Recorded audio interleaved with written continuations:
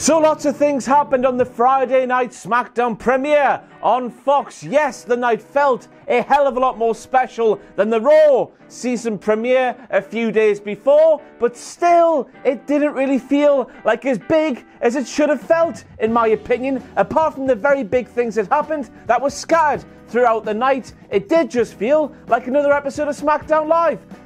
Friday Night SmackDown. That's going to take some getting used to. But anyway, Hell in a Cell, WTF Moments are coming tomorrow. But as for right now, I am Ross Twiddell from Cultaholic.com, still your reigning and defending Cultaholic heavyweight champion, and here are all the WTF moments from the premiere of Friday Night SmackDown on the Foxington from Friday.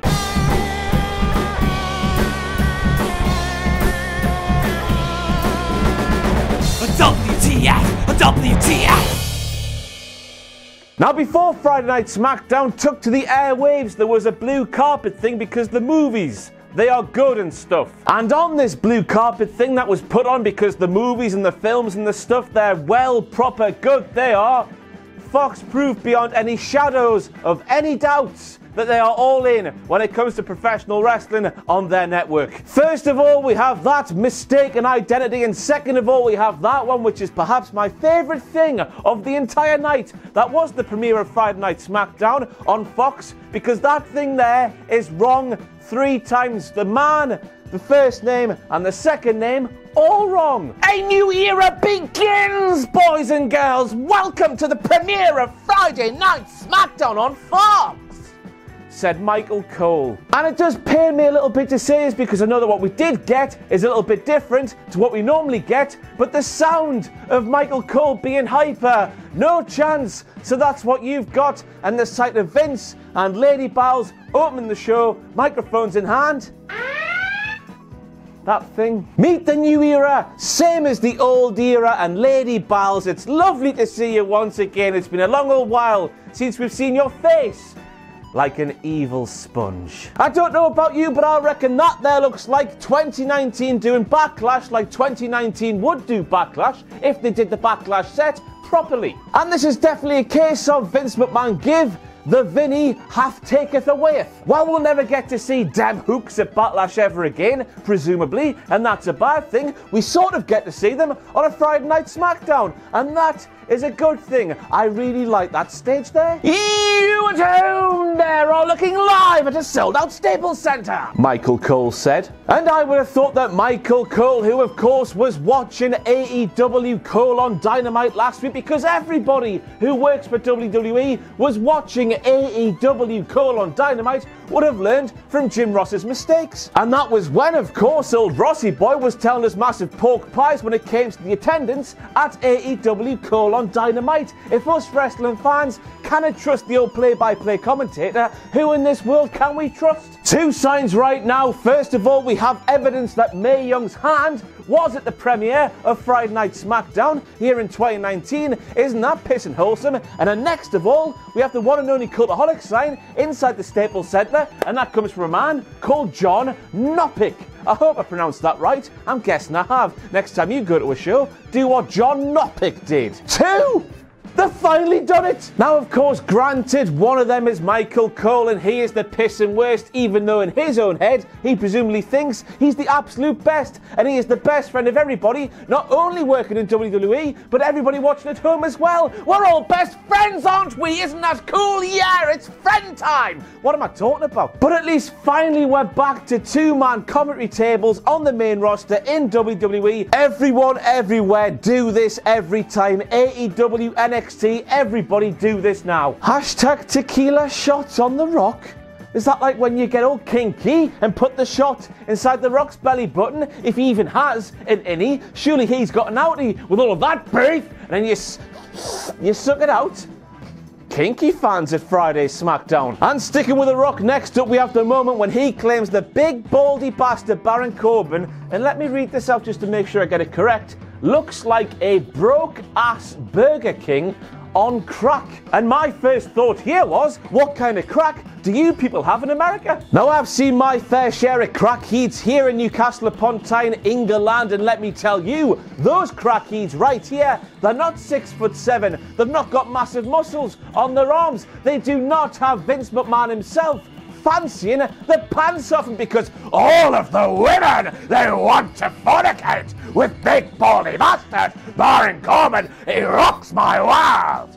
They don't look like that, no. Aye, I bet Vince McMahon did not like The Rock coming into SmackDown Live for one night only and saying that blasphemous stuff about his dreamboat. And anyway, in terms of kings in professional wrestling, big baldy bastard Baron Corbin's king stuff, it looks the best. Now just imagine, right, Fox, the network, are paying a bajillion dollars for SmackDown over the next few years. These people who are paying those bajillion dollars want the sports aspect, apparently, if you believe the dirty sheets, the sports aspect of professional wrestling to shine through. But 13 minutes into their brand new investment over the next few years, they have a grown man in a cape and crown quite literally saying with his own mouth, "My testicles are perfectly adequate." That opening promo, it was great, and quite frankly, Fox, if you want The Rock, in a wrestling sense, to come back to WWE, it's your own pissing fault if you were pissed off with The Rock bringing back silly catchphrases and whatnot. But as I said, that opening promo was absolutely fantastic, but it would have been even greater to see the faces of those Fox executives while that opening promo was going on. It would have...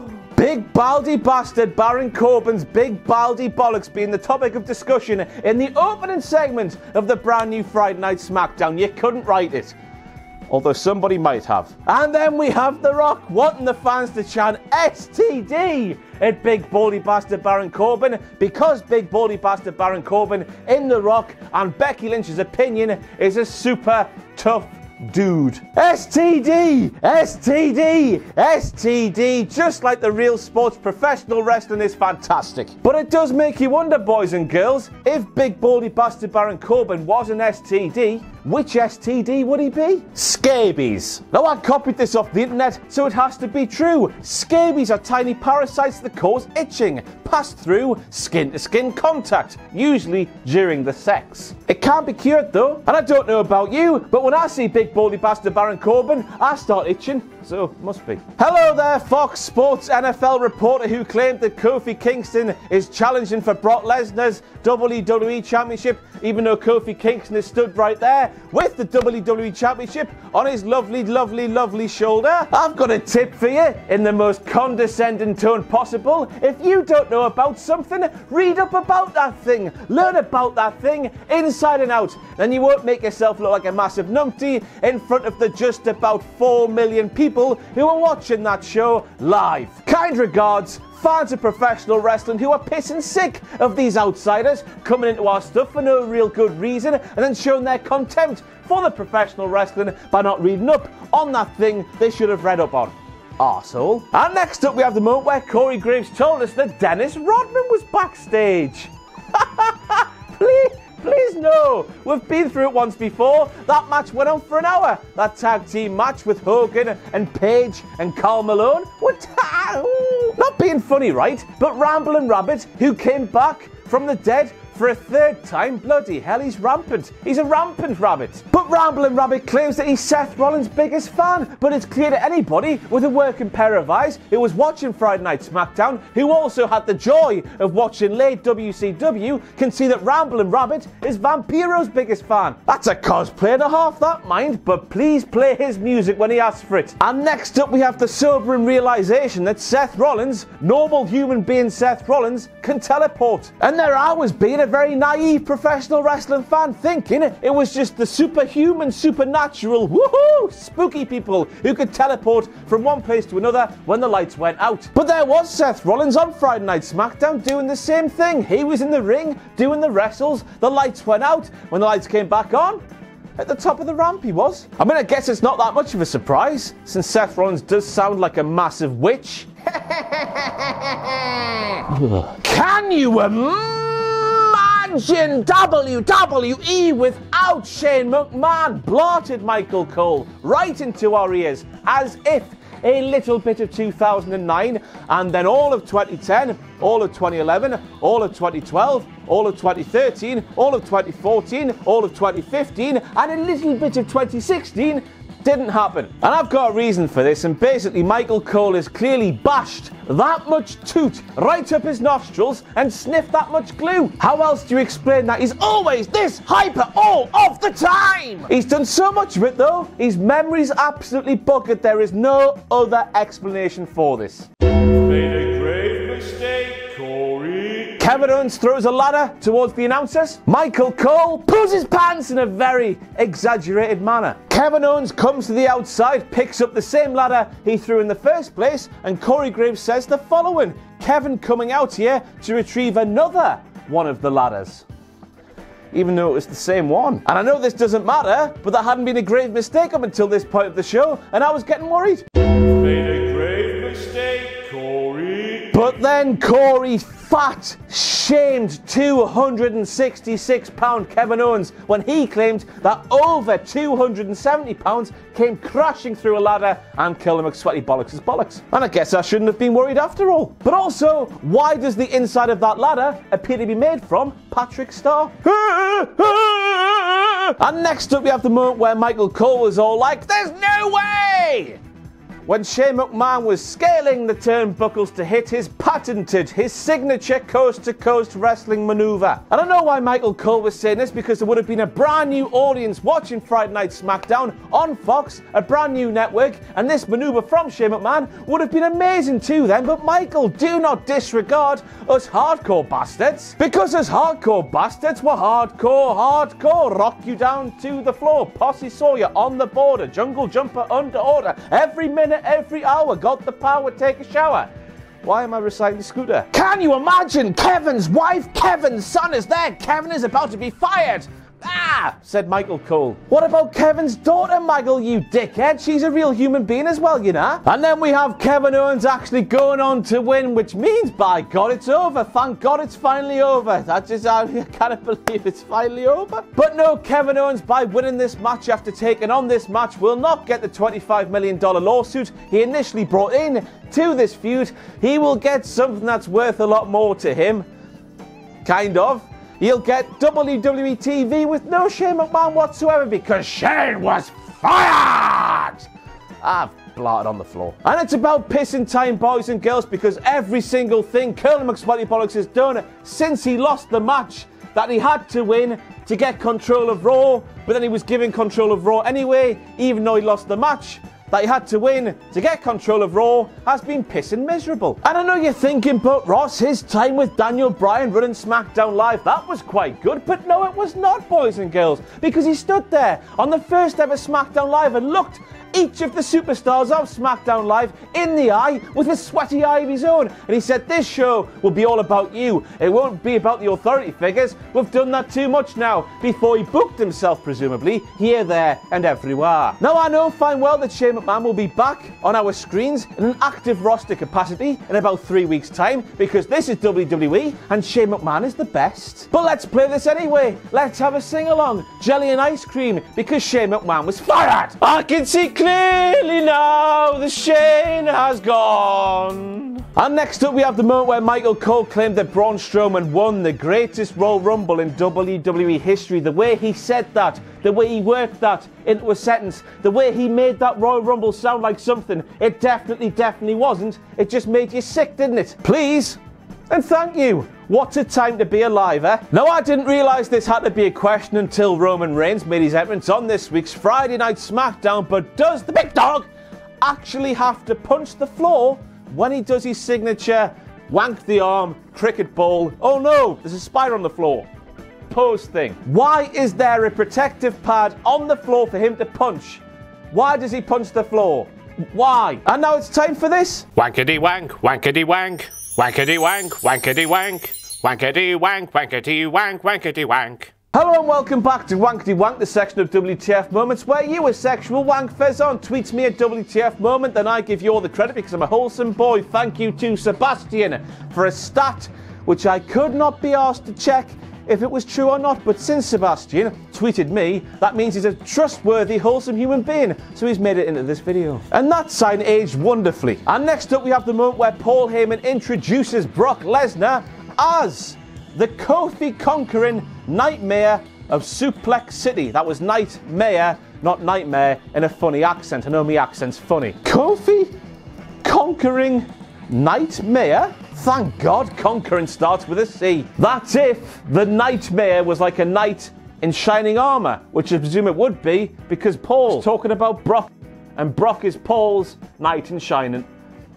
And aye, to the finish of that supposed WWE Championship match we go, and yeah, what Mark said, which was nothing, because this was nothing short of absolute bollocks. Now, we've all read the reports, haven't we, that Fox want to make this new Friday Night SmackDown more sports-centric, more like a real sport, and if this was a legitimate MMA fight, big, massive Brock Lesnar would eat little, tiny, relatively, Kofi Kingston in about 10 seconds. But there's an issue there, Fox, and that is, this, what we're doing here, is not a real sport. It's professional wrestling. We tell stories with our fights, we do, and the story we were told during the supposed WWE Championship match between Brock Lesnar and Kofi Kingston is that Kofi Kingston wanted to commit career suicide and lose his title for the crack because he ran forwards and he leapt onto Brock Lesnar's shoulders just so Brock could perform his F5. What the hell was Kofi going for there? And while we're here, why after so many years in WWE is Kofi so naive to do the thing he did? And on top of both of those reasons, we were told maybe that Kofi Kingston's got worse over the past 4 years because Kofi Kingston lasted longer with Brock Lesnar at Beast in the East all the way back in 2015 when Kofi was nothing more than a tag team wrestler. And now it's the one thing personally for me, I'm sure it is for you, it's the one thing that we didn't want to happen, Lesnar squashing Kofi Kingston after the story we've been told about Kofi over the last so many years. But they went and did it. And I know I'm doing the old-fashioned professional wrestling thing of not letting the story play out here, but with Brock having a new feud, which we'll get onto a second, where does this story go for Kofi Kingston? It's going to be interesting. This felt like a light slap in the tits for us professional wrestling fans, and let me tell you, WWE, my tits feel red raw still. But then we got to this bit here, and of course I was thinking right at that second there, Dominic Mysterio, after the beating he took on this week's Raw, threw his lifeless body into the League of Shadows. He shaved his head, he beefed up, he got a nice tattoo across his pectorals. He then excommunicated himself from the League of Shadows like Bane, and then came back to SmackDown Live for revenge. But then I realised, hang on a second, that's not even Dominic at all, is it? That's gotta be Kane! As we now live in a WWE universe apparently, where the biggest little man in WWE history now has to get a big man to fight his battles for him. Sports are real. No, I'm not moaning about this. It's going to be interesting to see if WWE allow Cain Velasquez to do the stuff Cain Velasquez has been doing in AAA to Brock Lesnar. Because me thinking like Vince McMahon, I would have thought big man, sweaty man versus big man, sweaty man. Boom, they're just going to do that to each other, aren't they? But I guess the biggest WTF moment in all of this has to be the fact that Brock Lesnar saw Cain Velasquez with his little beady eyes. That was funny, wasn't it, Seth? And then he pissed himself in the middle of the ring and ran away. The Undertaker didn't lose the streak for this. And we end with the lies of people, the list of people that WWE promoted to get people inside and watching Friday Night SmackDown. You tell me if these people were there. Kurt Angle, Lita, Mick Foley, Booker T. He wasn't on the main show. Hulk Hogan, Trish Stratus, Goldberg, Jerry the King Lawler. Wasn't on the main show, I don't think. Mark Henry, Ric Flair, Sting.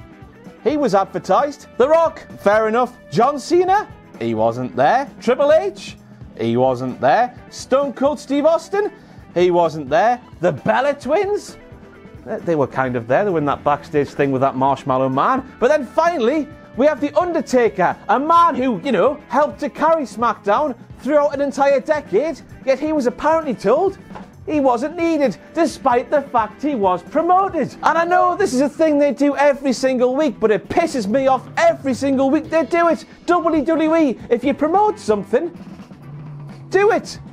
Don't promote it, and then don't do it. It just pisses fans off when you promote something, and then don't do it. Dear. And that is it for all the WTF moments from the first ever Friday Night SmackDown on Fox. I've been Ross Riddell from Cultaholic.com, your Cultaholic heavyweight champion. See you tomorrow for some Hell in a Cell WTF moments. There is none of those. I think this video just ended in DQ. Thanks for watching. Let us know what you think in the comments below. You can follow us on Twitter @Cultaholic. You can find us on Facebook at facebook.com/Cultaholic. And if you enjoy what we do here at Cultaholic, you can play us to our Patreon page, patreon.com/Cultaholic. Hit subscribe and join us